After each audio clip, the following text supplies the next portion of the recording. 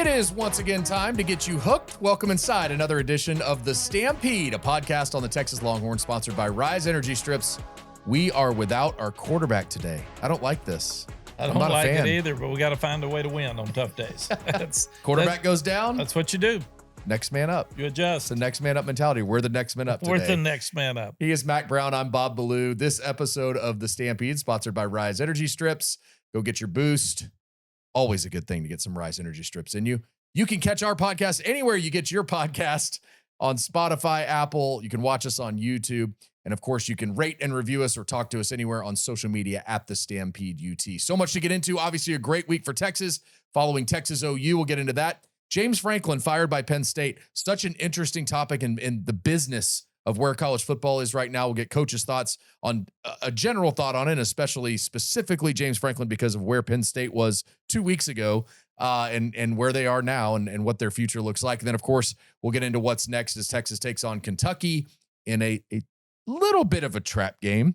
Night game in the SEC, always tough. Texas doesn't really seem like a team that has time for trap games right now, but we'll get into that as well. I think they're all trap games. They're all trap games. Because Gene Stallings told me one time, if you don't think it's a big game, lose it. And then it becomes a big game. So, yes. As Steve Sarkisian said on Monday, it is our SEC championship game because all of them every week are SEC championship games. Yes, all right. They're playoff games. Yes. Win and survive. Win and survive. That's right. You were in Dallas Thursday and Friday and got to experience a little bit of the fair on Thursday, got to do a fun luncheon with Barry Switzer on Friday. The atmosphere leading up to Texas OU always lives up to the hype. But being back in it after coaching for a minute, did it feel good? Was it nice to be kind of back in the atmosphere of Texas OU again? It did. And it's fun for Texas and OU fans to have something that important. Yeah. Most places do not have that. And I thought it was so unique. And I was always in that hotel and thinking about the game and getting on the bus and going to the stadium. I've never been around all the fun and the hoopla and the going back and forth and the horns down and the finger up, like we said, and all the things that happen. But it's really, really special for the young guys that get to play in the game. I coached in it 17 years, and I feel so special now that I was able to get to coach in that game for 17 years. And I think you appreciate it more after it's over. Sure. And you got a chance. We had Barry Switzer on the podcast last week, and you got to do a luncheon with him. What's it like to get to spend a couple of hours being around Barry Switzer again and having those conversations with him? Well, it's fun. I go back to 1984. I go back to my interview with him. So many memories just pop up. I go back to the great team we had. We had a great defense, maybe the best in the country. We were good on offense. And there were a lot of really good players. Spencer Tillman, I see now doing TV stuff, and Spencer was our tailback. And we had some of those great games, and I learned so many lessons from Coach Switzer. And that's why I respect his knowledge of football so much, because there were so many things I learned as a young coach that I thought I knew. And it's interesting, all these people hiring these assistants, they've never been in that chair. And when you get in that chair, there is no preparation for that chair. You get things thrown at you that are just hit you right in the face. Yep. And you got to make a quick decision. And a lot of times you don't have a lot of information. So that's why experience is so important. And he had it. He's very smart. Players loved him. He didn't panic. He didn't. I don't think I ever heard him yell at anybody.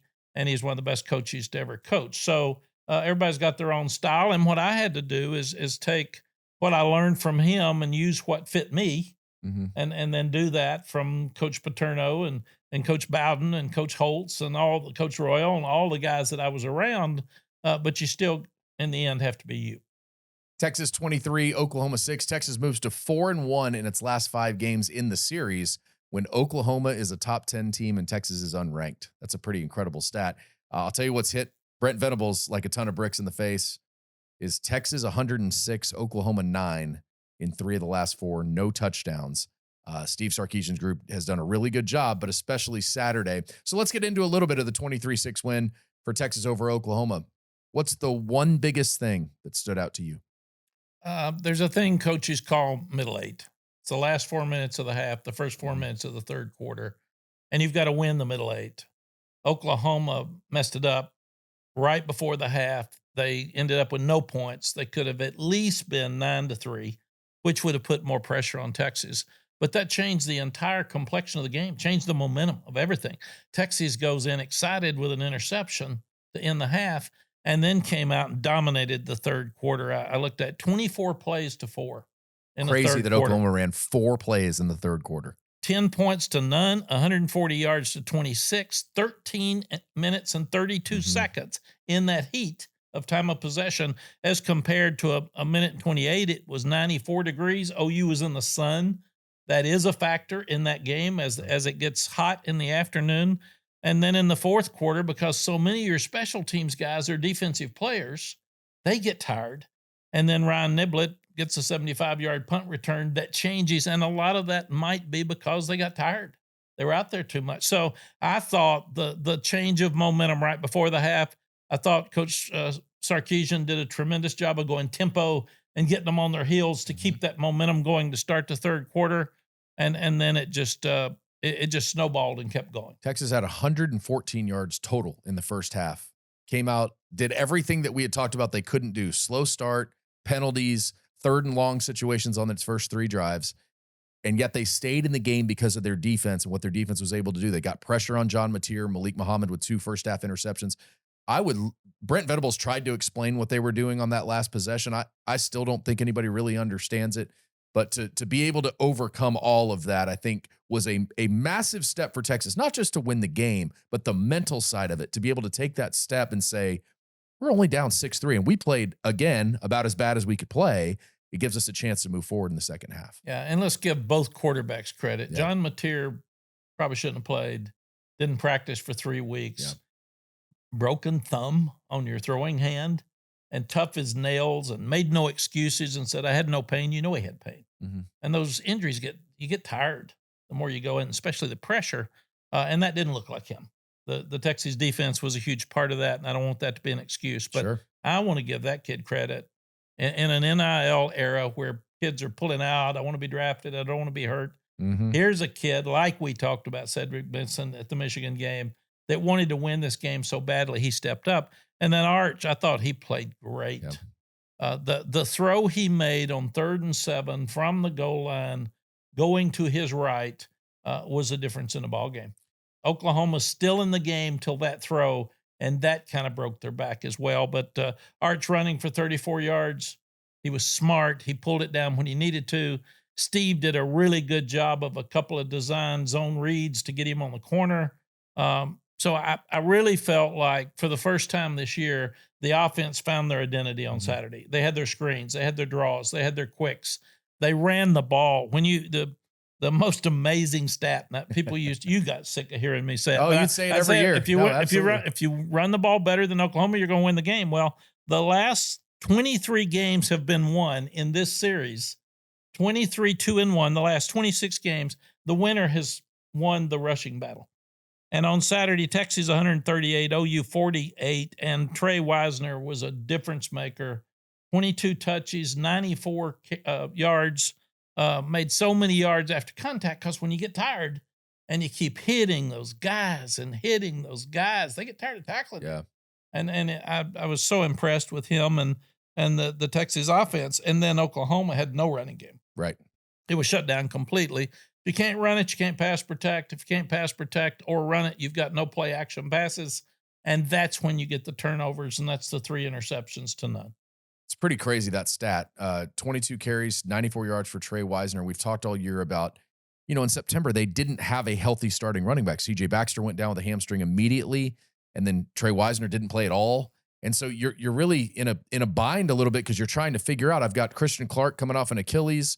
I've got Jarrett Gibson, who's had fumble issues. I've got a freshman in James Simon who's looked good, but do I trust him? And so when you get a guy back that's experienced like that, especially in an offense that doesn't have a lot of experienced players, and you get those guys back, I thought that was big. I also thought the play of the offensive line, while it wasn't exactly what everything Steve Sarkisian wants it to be, it was a step after the debacle at Florida.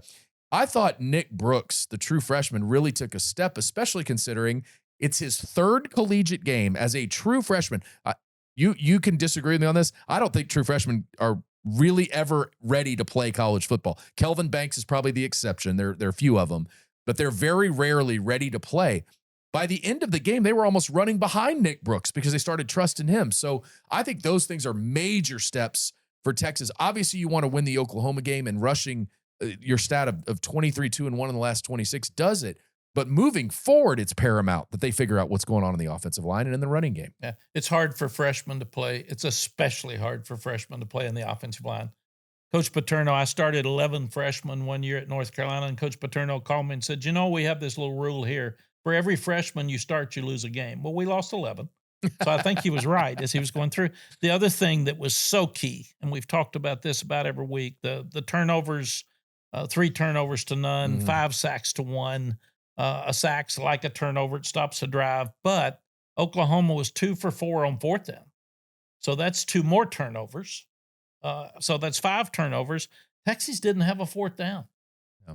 Because you can run the ball, because you stay ahead of the chains, there was not a 4th and measurable where you had a chance to make it. So I thought the 3rd down, 4th down situations were a total difference in the ball game as well. Texas entered the game 115th in 3rd down conversions on offense, then went 10 for 17. I believe they were 6 of 7 or 5 of 6 on short 3rd and 4s or shorter. But I want to go back to that throw for Arch Manning because I think that's the play of the year to this point for the offense. He makes that throw to Parker Livingstone. They get the next 3 plays later, they've got another 3rd and 7, and they throw one to Quintravian Wisner, who makes 2 men miss and comes back up the field for 19 yards. Those 2 plays really, I think, more than any others, really shifted the momentum of this game. How much do you think when they realize, like, we're through 6 games or 5 games and we're not doing anything on 3rd down, how do you change that? What do you do? Is it just you practice it over and over until you get it right, or confidence instilled, or what is it that gets you there? You stay over there all night and you look at every 3rd down and you look at what the distance is. 3rd and 8's a lot different than 3rd and 2. And then you try to figure out, if you're in 3rd and 8, it's not 3rd downs. It's 1st and 2nd. Sure. So why are we 3rd and long? Let's get out of 3rd and long. Then we have a chance. And with analytics now, people are going for 4th downs a lot more. So if you're 3rd and 5, you can run the ball to get 3 and then have a 4th and 2 and make it if you're confident in your quarterback. Right. We had Drake May. I was going to go for every 4th down. Sure. I mean, I was really smart going for every 4th down because he was going to make it. But I think that's the biggest thing. And I thought if Arch throws that ball wide and there was not good protection, he had to move to his right. He makes the perfect throw. If not, Texas is punting from the end zone. That's a short field, and Oklahoma had a chance to get right back in the game and have their first momentum of the 3rd quarter, right. 2nd half. So I thought that the lost momentum before the half, the tempo and dominating the 3rd quarter, but that play kind of put the stake in the heart, I thought, when you start looking at it from the other side. And I think there was an important point Steve made on Monday. They're not tied down to just having to go to one guy. They had 7 or 8 of the conversions on 3rd down came via the pass. 2 of them were to DeAndre Moore. 2 of them were to Parker Livingstone. 2 of them were to Ryan Wingo, and 1 was to Emmett Mosley. That's a difference maker. If I don't have to go to one guy. I don't have to worry about I can only go to my tight end or I can only go to Ryan Wingo here. I've got different options that I can make effective. Well, they're getting healthier at running back and therefore getting more experience. Still need to get C.J. Baxter back. Right. But the same at receiver. Not only are they getting healthier, they're getting more experience with these young guys. So the routes are sharper. Arch and the receivers have more confidence in each other with the timing. Then the offensive line's going to be bragged on this week. Right. So they're going to feel better about themselves and they're going to play better instead of being dog cussed last week. Yeah, right. So I think all of that's part of it. And Steve made a comment during the week last week. When you lose, you get noise and you get a lot of criticism. Some of it fair, some of it not fair. But when you win, you get too much. You're bragged on too much. You get patted on the back too much. So this week they have to handle the pats on the back. And it's interesting. If Texas had lost the game, everybody would have wanted Steve fired. That's what happens. Right. I mean, we're in a modern day. You just said it. We'll talk about James Franklin later in the show, but he was 3rd in the country 15 days ago and leading Oregon in overtime by a touchdown. He's out of a job. And now he's out of a job. So there's a tremendous amount of pressure, but the culture with this staff is good and the culture with this team is good because they like each other. And what happens is a game like Florida pulls you together. Maybe you don't beat Oklahoma unless you lose to Florida. You never know. You'd rather play bad at Florida and win, but you've got to be able to pull together and hang together tough. The kids hung in there with Arch. They stuck up for him. Arch hung in there with the offensive line. There's no finger pointing, and I think that was the difference in this game on Saturday. And Steve believes in Arch, or he wouldn't be throwing from the end zone for sure in the third quarter. Yeah, no so doubt. you got to believe in your quarterback to be able to call plays. I've done both. When you look down at that play sheet and nothing looks good, and you're not sure that your quarterback's going to execute any of it, it's a long day. It is a long day. I was the offensive coordinator at Iowa State. We were playing Nebraska. They were really good, and we weren't. So we had this script that you run. I ran the 20 plays on the script to start the game and didn't make a first down. And Donnie Duncan was the head coach, and he called up and said, "What do you think?" And I said, "I think we're going to get our ass kicked." I said, "We've thrown our reverse. They've killed everything, man." Yeah. I mean, so when it ain't good, brother, it ain't good. I think what was really good for this Texas team was to experience, because as much as Steve Sarkisian can say this to them and tell them, you're going to have to go through roller coasters, you're going to have ups and downs, but there's nothing like actually experiencing it. And I think for all these young guys on this team, especially offensively, for them to go through Florida and hear everything they heard of how bad Texas is and how the program's going the other direction, and everything's out the window, and then to beat Oklahoma the way they beat them, and now, oh, well, maybe they are okay and everything's going to be great again. For them to actually experience that roller coaster, I think is going to be massive for them moving forward, because now they see it and they say, we do just need to be consistent. We do need to block out all that noise, because it's easy to say it, but going through it, I think, makes it a little bit different. Yeah, you've got to live it. Yep. You can't talk about it. They don't hear. Right. A lot of times it's not what you say, it's what people hear. And those kids can't hear about losing until you lose. And they can't imagine their fans turning on them until they do. And we'll talk about this later too, but then you're so hyped after that when everybody's wearing the golden hat and they're running around, they're hugging their fans, they're singing in the locker room, they're going out to the state fair, they're eating all that bad food that the nutritionist is throwing up while they're watching you eat. It's such good food. And then you got to get back and say, we got to go to Kentucky at 6:00 at night. It's going to be cool. And they're desperate. They got to win. So yesterday, first of the week, you got to say, okay, as much fun as this is, it's over, and we got to go to the next week. Yep. We've got to go to the next game, and that's a hard thing to do with that game at midseason. And that's the maturity of a team. You find out how mature your team really is as they move forward. Let's talk defensively real quick. I thought the pressure they were able to, as much as John Mateer was rusty and coming off what he was coming off, I thought the pressure they were able to get on him was much better. They were able to create that pressure.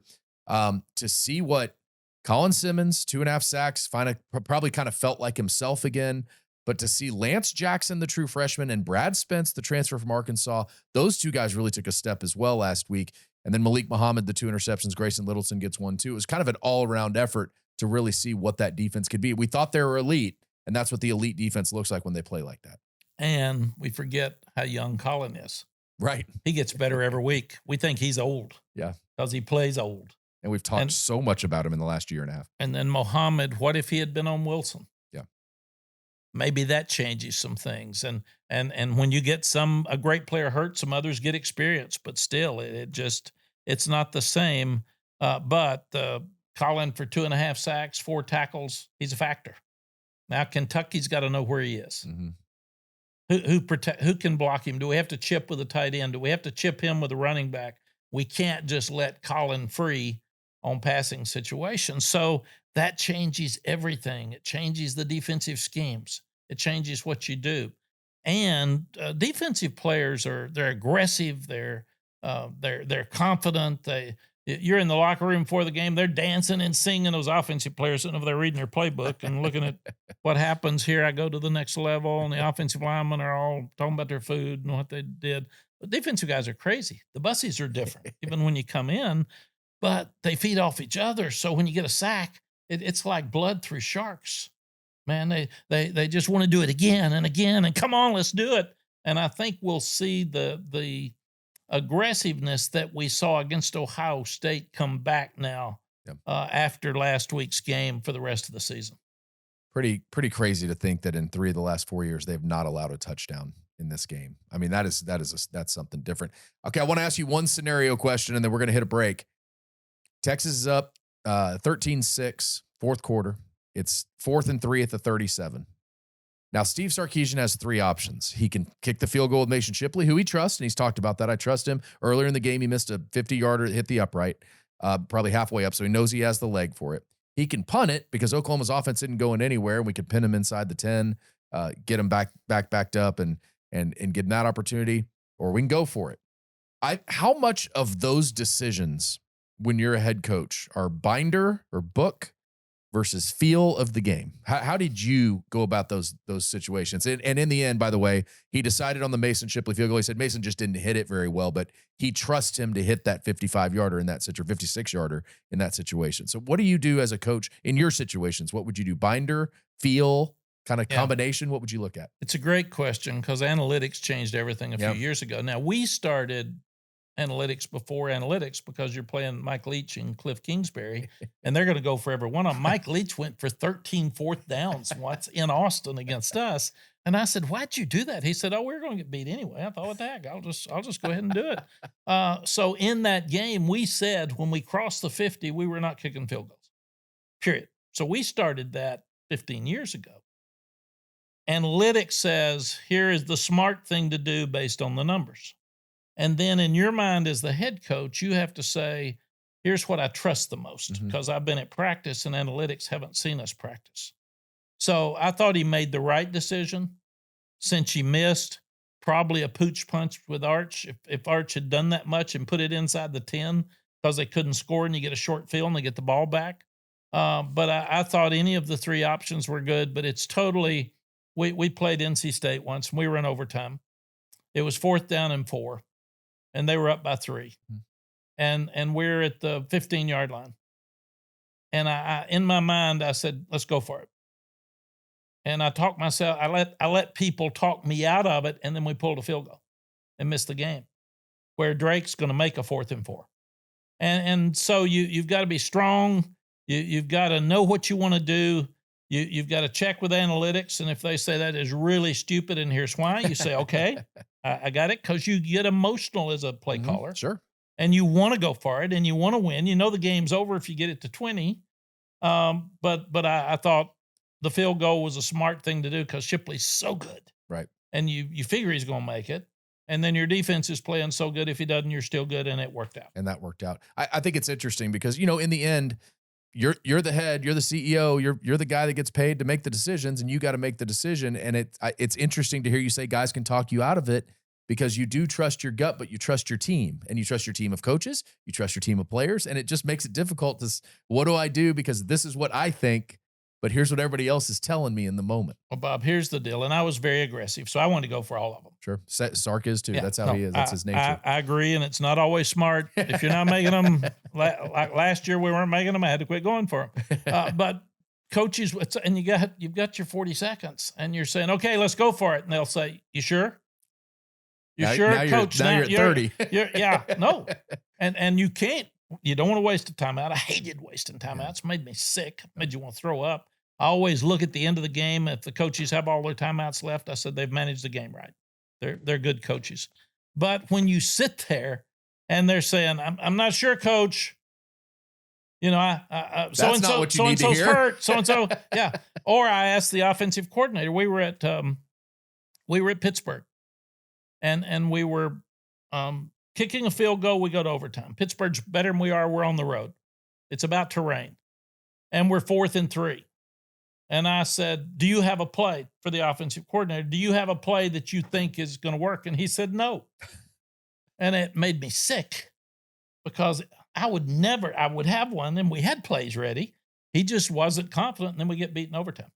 Again, we should have gone for it. So I go back, but it's hard when your offensive coordinator's calling plays, and he says, I don't have one. Yep. And you don't want to use your timeout. So a lot of things go on in that 40 seconds that people get to wait and talk about on Monday.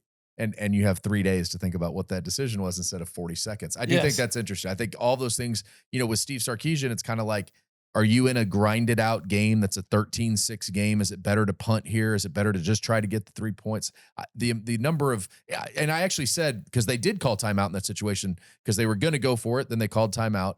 And I turned to somebody, PK probably said, Coach, they're not moving the ball. Right. Let's don't give them a short field. Right. And it makes sense. And I turned to one of the meeting members and I said, I honestly think right now there's not a wrong decision.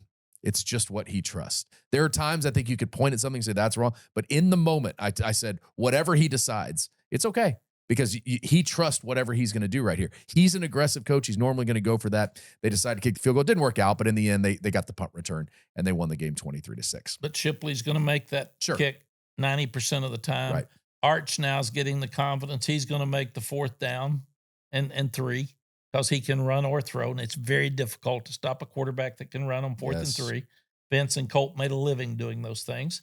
So I think it's one of those hard decisions, but he knew they weren't going to score much. You go up 16-3 or 16-6. You feel like you feel like it's over. Like you really do. You feel like 2 possessions is a lot in that moment. Yes. Early in the 4th quarter. All right, we're going to take a break. When we come back, we'll do our Riize Up the Rankings segment, sponsored by Riize Energy Strips. Plus, we'll get into James Franklin and just kind of what that tells you about the situations in college football and the business that this really is. That's all when we come back. This is The Stampede, a podcast on the Texas Longhorns, sponsored by Riize Energy Strips.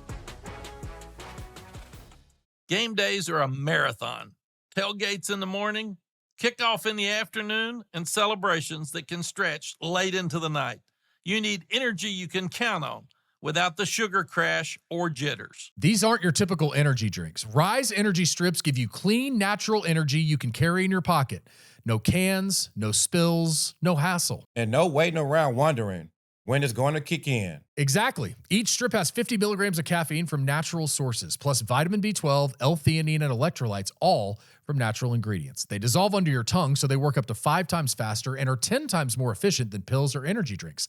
0 sugar, 0 calories, and the convenience to keep them anywhere in your pocket, wallet, or gym bag, so you've always got clean, natural energy when you need it. Yeah, I could have used these back in my playing days. It would have saved me from carrying around a can like it's part of my uniform. With these, pop a strip, fill it fast, and you ready to roll. That's a winning game plan. And now you can try them yourself. Get 25% off your first order at riseup.com/stampede. That's RIIZEUP.com/stampede. Riize Energy Strips. Smart, simple, and built for the long game.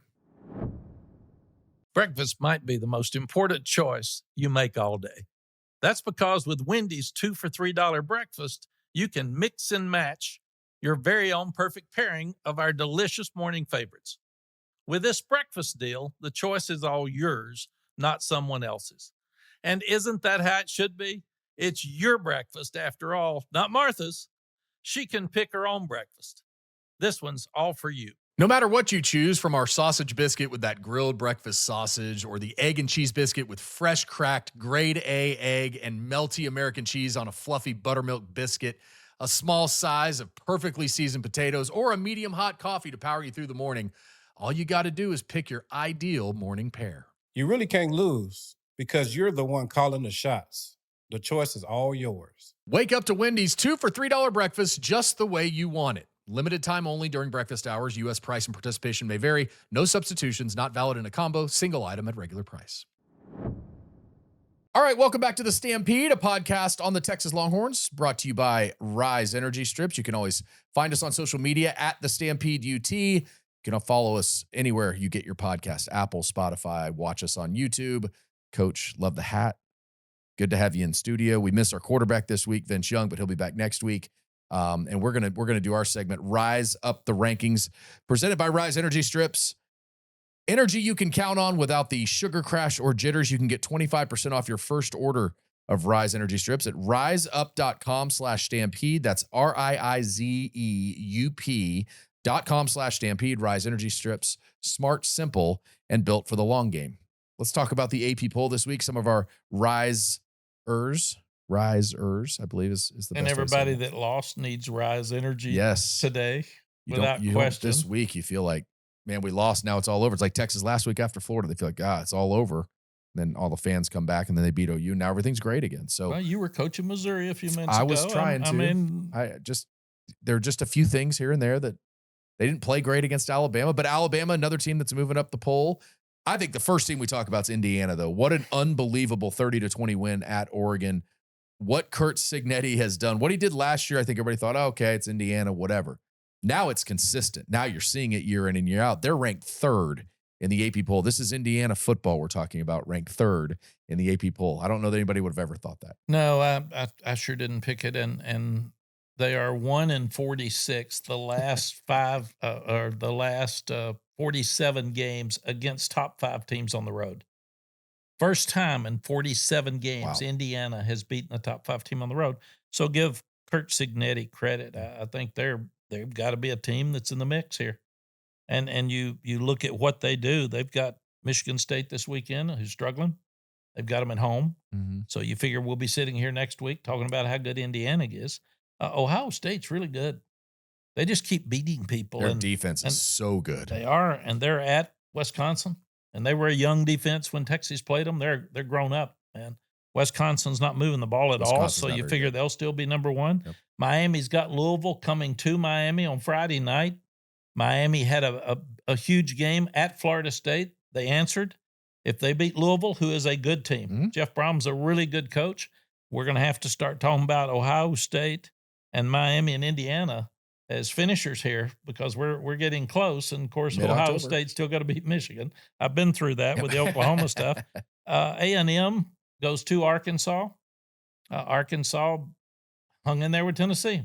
So you've got to play, but A&M's playing great defense. And Arkansas is a team that should have won its 2 games prior to getting blown out by Notre Dame at home, which was the end of the Sam Pittman era. But those 2 games right before, they fumbled inside the 20 with a minute to go, and they really could have or should have won both those games. So, and they lose by 3 to Tennessee. That's a team that I feel like probably has some confidence and feels like we can beat anybody right now. And Bobby Petrino knows what he's doing. Yeah. Been there, done that. So they're a dangerous team. Sure. Because it's hard to get up for them. It's hard to look at their scores and take them serious. And you're playing them away from home. These next 2 games, 5 and 6, Ole Miss, who absolutely stunk and won against Washington State. Even Lane called out the students. Well, we played like you students came. You didn't even show up, and the game was at 11. Nobody's even awake and all that. Well, I've done that, but they did win, and that'll give them an advantage going to Georgia, and Georgia had a tight one. So Ole Miss being 5 and Georgia being 9, somebody's going to be out next week of those 2. And then you've got Alabama and Tennessee. Yeah. You've got them at 6 and 11. Tennessee's going to Alabama. Alabama's getting confidence. Yeah. They're playing If they a lot beat better. Tennessee at home, they're going to be a team we're going to have to talk about. 4 consecutive games against ranked teams for Alabama. Yeah. This is a heck of a streak for them. And now we're talking about Kalen DeBoer's culture. We're talking about his hoodie. We're talking about well-coached. Well, they were going to fire him 4 weeks ago, so I'm not sure what happened. For the hoodie, he won. That's the difference. One team we haven't talked about, Texas Tech. Yeah. Texas Tech is going to Arizona State. Arizona State struggling. I think Texas Tech's good. I do too. I said it last week. They got a defense. They've got 2 Which quarterbacks. they haven't had in 25 years, 30 years. I don't know how Or didn't longer. care. No. LSU at Vandy. Interesting with LSU. Georgia Tech at Duke, number 12, when you start looking at it. And here's a stat that got me. 10 SEC teams have either 1 or no SEC losses at this point. So people say, well, we're out of the conference championship. No, we're not. No, not at all. No, we're not. This league has got so much parity. And with the Arkansas hanging in there, the Vanderbilt's getting better. I mean, it's really a tough league. And then the other one to watch for our fans, you've got USF at Florida Atlantic this week, Memphis at UAB. Then next week, number 19 USF plays Memphis, who is number 22 at Memphis. So one of those 2 will probably get their spot in the playoff. Right. So that's going to be a really interesting combination of 2 weeks to watch our. And then they'll probably meet rankings each too. other in the AAC title game. And then if the other one beats the other one, now where are we going? There's What are we no doing? question. Which I wish they'd have their own playoff and those 2 play for the national championship instead of sticking them in with the NIL age where they have no chance to win when they get to the playoff. But that's another 8 shows. That's another 8 shows. That's a good way to put that. I'll tell you what's interesting. No SEC teams in the top 3 teams you mentioned. It's Ohio State, Miami, and Indiana. Here's the interesting stat of it. Those 3 teams do not play a ranked team for the rest of the season. The rest of the season, 1, 2, and 3 don't play a ranked team. That's wild to think about. What's going to happen in the SEC is everybody's ranked. You're playing a ranked team every week, and the way that goes down, and understandably so, that's what the SEC is. But to see those top 3 teams, they don't have a ranked schedule on their team, on their schedule the rest of the year. That's wild. And now our conference championship games going to start to disrupt your playoff opportunity. Sure. Just like you said, these two, they play next week, then they play again for the championship, but it's hard to beat somebody twice. So at some point, will we do away with conference championship games and start saying the team that won the most games get a tiebreaker, and we don't have that because playoffs have become so important? Yeah. Because really, polls aren't important right now. Top 12 are. Right. And if you're a team that's not going to be a conference champion, you better hope that some other league has an average team that's got a lower ranked team that wins their conference so you can still get in. Because if a top team gets in, that knocks out some spots for you down below. Right. Another interesting game this week, Notre Dame USC. Going to South Bend, Lincoln Riley's got USC playing pretty well. Really took it to Michigan last week at home, and now they go on the road. Notre Dame's got 2 losses already, so a third one would pretty much end their playoff hopes. And CJ Card and that offense is starting to play better. They're starting to figure some things out.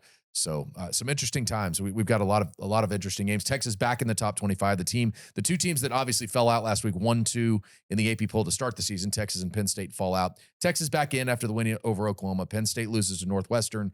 They're out of the poll, out of the Big Ten race, and now they're out of a head coach. And the idea of James Franklin losing his job when New Year's Eve a year ago, we sat and watched a 24-24 game with 30 seconds to go, and Drew Aller throws an interception. Notre Dame kicks the field goal, but they're on the brink of going to the national championship game.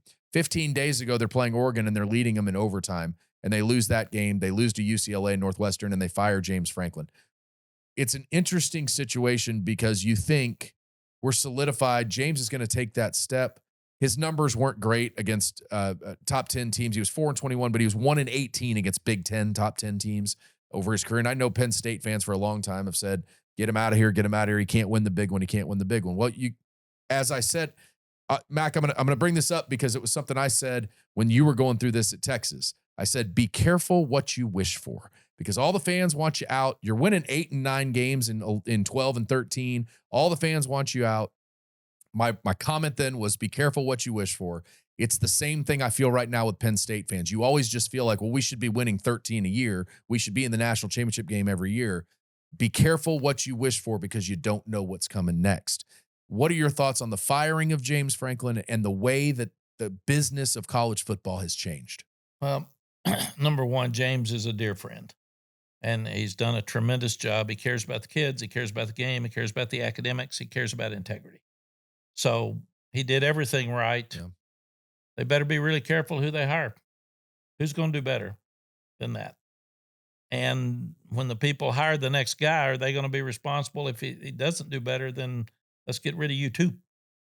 You decided to do this. But you can stay too long.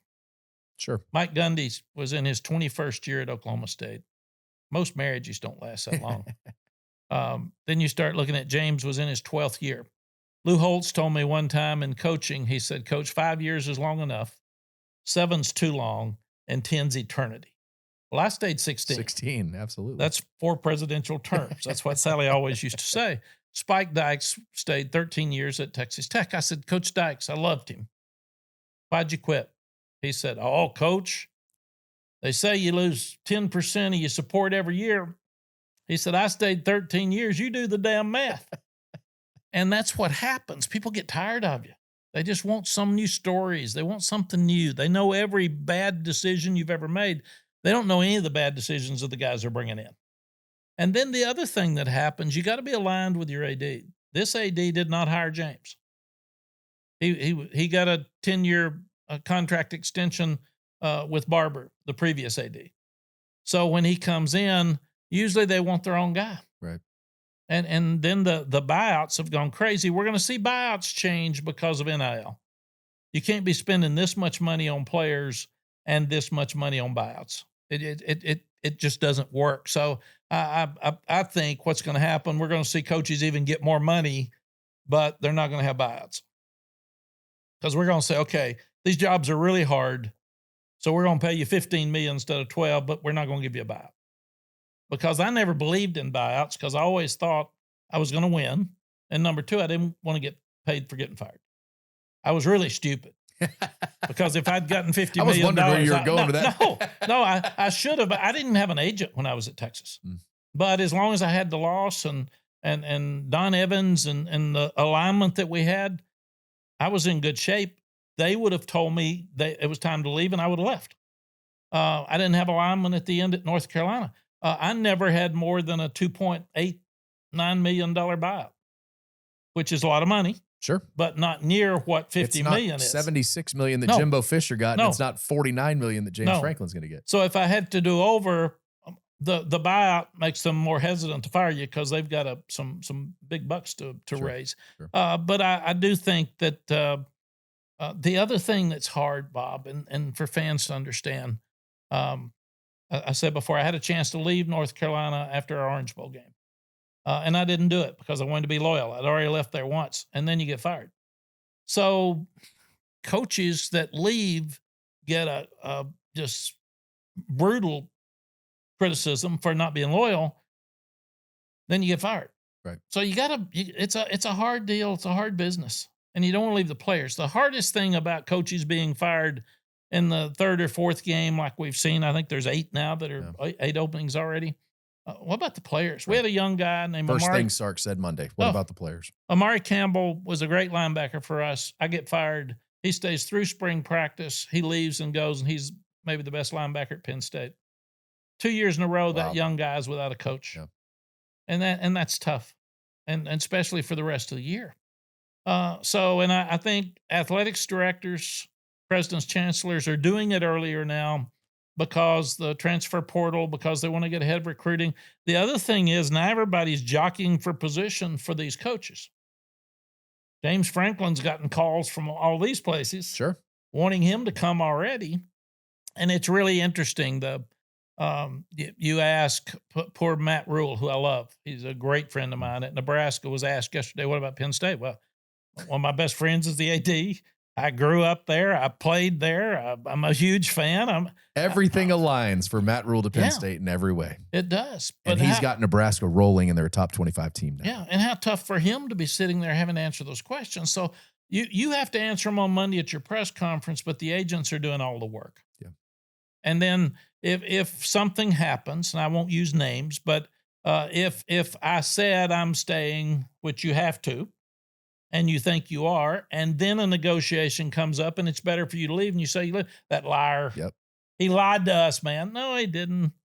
What else are you going to say? Is Matt Rule in the middle of the season going to say, of course I'm going to entertain the Penn State job? I mean, come on, that's not going to happen. And then if he loses this weekend, they'll say, he's looking at other jobs, and we want him gone anyway. And let me ask, really I actually want to touch on that for a second, because there's an interesting, I saw a scenario this week where there was an offensive coordinator who was, reports say he was interviewing for a job at another school, and they had a huge game that week.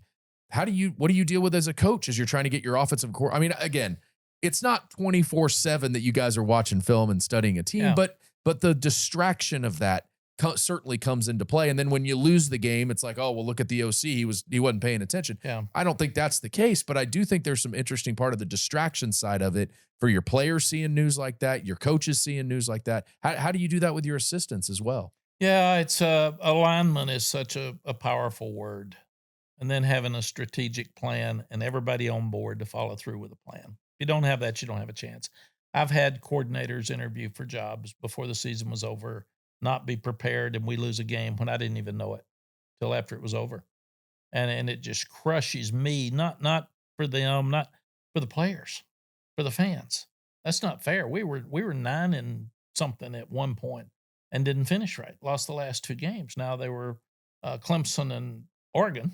Sure. So they were better than we were, teams, but still we had a chance to do it. So I really worry, since agents are so involved agents are allowing kids to talk to other schools through them before the season's over. Agents are allowing people to talk to other staffs. If one of these guys that we're talking about is probably going to take one of these jobs, he's already working on a staff. Right. And he's doing it through his agent for the other job. And there's some people on his staff that won't get to go with him. They don't even know it yet. So that's what I don't like. I wish it was more like the NFL. Get through your season, and then you can be released to talk after the playoffs, after your season's over, 10 days after or something. But I hate to see it happening during the season. Well, and it's the reality of college football right now. It's players in the transfer portal, players with NIL, players that are saying, I'm going to redshirt because I've only played 4 games and I know I'm going to transfer. Now it's coaches saying in the middle of the year, there are 8 jobs. I mean, it's just the reality of what it is. I don't know that there's a lot you can do to change some of it because it's just always going to be there if this is the situation. But it is what it is, and programs try to figure it out. ADs are trying to figure it out. Coaches are even trying to figure it out with not just their players, but their own staff. It's an interesting time for all those situations and scenarios. And I'll make 2 points, Bob. If James Franklin's gone, they'll hire a new coach. If the new coach comes in, let's say there's 100 employees. He doesn't want to keep any of them. They don't have a $50 million buyout. They may have 2 weeks to get a job. So when you change a coach, you change a community. And there's so many people that are loyal to Penn State that may not be there anymore. They might have lost their job on Saturday night. Right. And that's very, very difficult. And it's just a hard thing to even stomach and look at. And then coaches, you make so much money and you're still embarrassed. Getting fired is like losing a family member. I mean, it's one of those 7 things that they say are the worst things in your life. It's public, it's embarrassing. So money going to your kids anyway. And what can you do with it? But the other thing is, and a lot of coaches are telling me now, and this is sad, but they say it is a great profession. And right now it's a bad business. And there's a lot of things we need to fix and get it back to where it is. And part of those are, I wish we weren't firing people in the first 5-6 games of the season for the kids, for the families, for everybody involved. It's a horrible thing in that building today. And the interim coach will pick them up. Then at UCLA, the interim coach wins too. And now here's a guy that's never coached and everybody thinks he's the greatest thing in the world. Well, kids just get on a roll. And so it's a very difficult time to see coaches get fired. And that's another 8 shows. That's another 8 shows. This is another 8 shows. And the other thing, and I would encourage fans, when you're cussing that coach and his family after a game, after a loss, remember that's your family. You don't have to cuss the coach with the kids out there. Those kids read, they're watching. Right. I've had coaches tell me that they had to get security for their kids at school. Coaches are getting death threats. And a lot of that's because of gambling. So let's, as a society, be kinder, be more positive. If you can express your anger and disappointment with your coach, go to the AD, call him, send him a message that this guy should be fired and all that. Don't attack the coach and the kids on the field after the game. It's what you said about Arch Manning. We need to stay behind him and support him as opposed to tearing him down. It's just, you feel like it's the same thing with coaches. All right. Great discussion there. Really enjoyed that. I'm sure we're going to get into more of that because I'm sure there will be more coaches fired and more scenarios that pop up that we haven't seen before as we move forward. All right, that's going to wrap up this segment. When we come back, you ready? I'm pumped. Underdogs of the week, my man. Made a good 1-0. I haven't lost in a week. All he has to do is go 1-0. That's all we're trying to do is go 1-0 every week. Our Underdogs of the week is coming up right after this. Stay with us. This is The Stampede, a podcast on the Texas Longhorns, sponsored by Riize Energy Strips. Football season is in full swing, and Underdog is the best place to get in on all the action. Playing on Underdog is easy. Just pick whether your favorite players will go higher or lower on stats like rushing yards, receptions, touchdowns, and more. Get your picks right, and you could win up to 5,000 times your cash. This week on Underdog, I'm looking at two massive college football games. We'll start with Tennessee at Alabama, and I'm going to go with Tennessee wide receiver Chris Brazzell to be higher than 63.5 yards receiving. He's been fantastic this year. I'm going to go also to the Notre Dame USC game in South Bend and stick with Notre Dame quarterback CJ Carr to go higher than 277.5 yards passing. Download the app today and sign up with promo code STAMPEDE to score $100 in bonus entries or bonus funds when you play your first $5. Again, that's promo code STAMPEDE. Underdog, make picks, win money. Must be 18 or older, 19 or older in Alabama and Nebraska, 19 or older in Colorado for some games, 21 or older in Arizona, Massachusetts, and Virginia, and present in a state where Underdog Fantasy operates. Terms apply. See assets.underdogfantasy.com/web/play and get terms _DFS_.html for details. Offer not valid in Maryland, Michigan, New Jersey, New York, Ohio, and Pennsylvania. Concerned with your play? Call 1-800-GAMBLER or visit www.ncpgambling.org. In New York, call the 24/7 Hope line at 1-877-8-HOPE-NY or text HOPE-NY 467-369. From Longhorns to startups, Branded Bills has you covered. Whether you're repping Burnt Orange Pride or building a brand of your own, nothing tells your story like a custom hat. Branded Bills is a proud sponsor of Texas Athletics with licensed Longhorn headwear that holds up from the tailgate to the stadium and through the celebration. But Branded Bills doesn't stop there. They specialize in custom headwear that helps teams, companies, and communities showcase who they are with premium fit, finish, and style. So whether you're a lifelong Longhorn, a business founder, or just someone who just wants to stand out, check out Branded Bills. Explore their officially licensed UT collection or design your own custom hats built just for you. Branded Bills, from Longhorns to startups, licensed pride, custom style. Support for the Stampede comes from Google. Every August, we talk about new rule changes coming to college football, but now that we're in the middle of the season, it's hard to follow the real impact those rules are having on the games. For instance, this season was big on the crackdown of fake injuries. But with AI mode in Google search, you can now just type in, how have this year's college football rule changes impacted the season so far? And AI mode will pull together the key details and give you a summarized AI-powered response. It's perfect for those big, nuanced questions that don't have one simple answer. It doesn't end there. Let's say you want to keep going deeper. With AI mode, you don't have to start a whole new search. You can ask direct follow-ups to learn more about specifics and explore related ideas. So whether you're wondering about a complex scheme, a new rule, or how the transfer portal works, with AI mode, you can just ask Google. Final segment of the Stampede, a podcast on the Texas Longhorns, sponsored by Riize Energy Strips at the Stampede UT, anywhere on social media. And then you can find this podcast on YouTube, Apple, Spotify, anywhere you get your podcast. Mac, it's our final segment, and it is I can't imagine how excited you have been for 3 days to get to our Underdogs of the Week presented by Underdog Fantasy.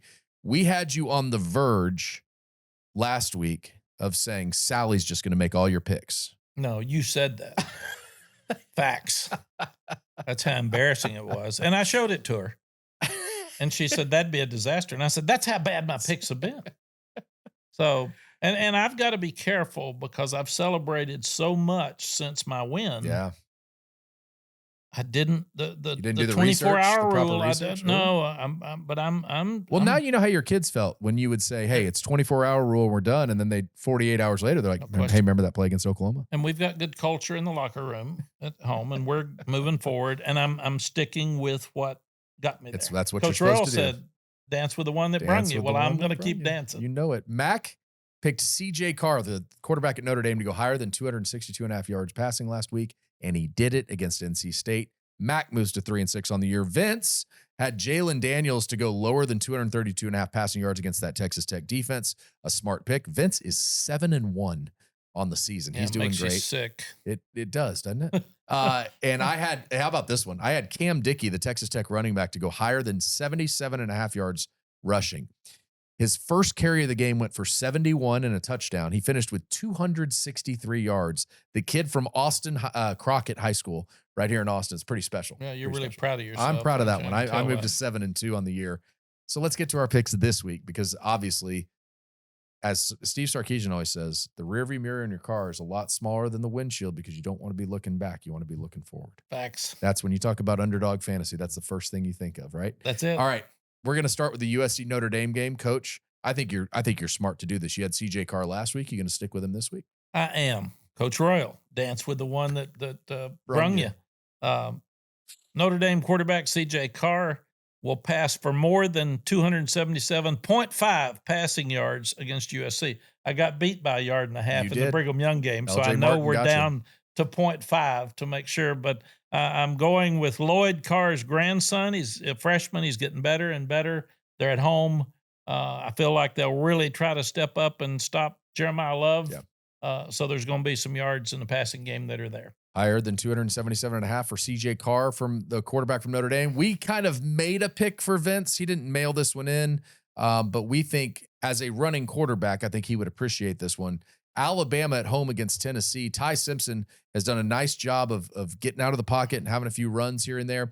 We think he's going to go higher than 11.5 yards, so we're going to give that one to Vince. Do we put that on his record even if he – I mean, we've made some picks for you. You made some picks for me. I feel like we just need to stick with it. You lost the one correct. for me, and you put it on my record. That's correct. We won the one I picked for Vince, and we put it on his record. So I'm not sure that we need a full investigation of our evaluation process. It's probably a full evaluation of me as well. We're going to bring in compliance. We're gonna go Alabama quarterback Ty Simpson higher than 11.5 yards rushing. I'm going to stick in that game. Tennessee wide receiver Chris Brazzell has been fantastic this year.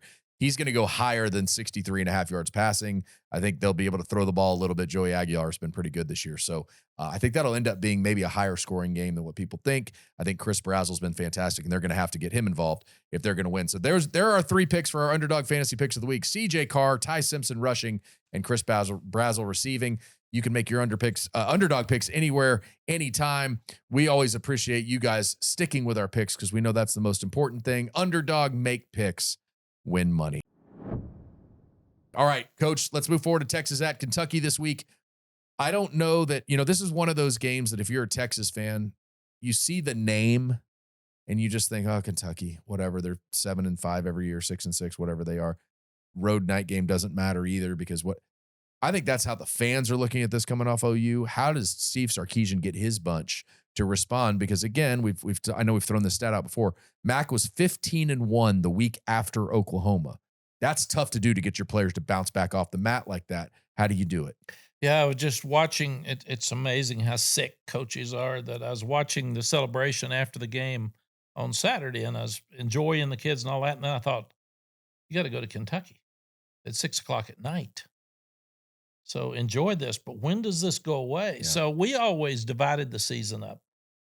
It was like Oklahoma was a bowl game at midseason, and then after that it was over, win, lose, and we started the season over. So this would have been the first game of the season for us going to Kentucky. Now, Kentucky beats Ole Miss last year on the road. They lost to Georgia, which basically cost Ole Miss a shot in the playoff. It did, and it's going to be a night game. The grass is high. Mark Stoops hates the Texas. grass is high. It's a good point. It is. No, they let it grow, so that it hurts the speed. Yeah. The fans will be a little flat when you get there because they're not doing very well. Their team's desperate. So it's got all the things as a coach that scare you. It's got just the ingredients for a long night. And that's something that drives coaches nuts. Sure. Let's be honest about this Texas offense too. They aren't putting up 50 a game.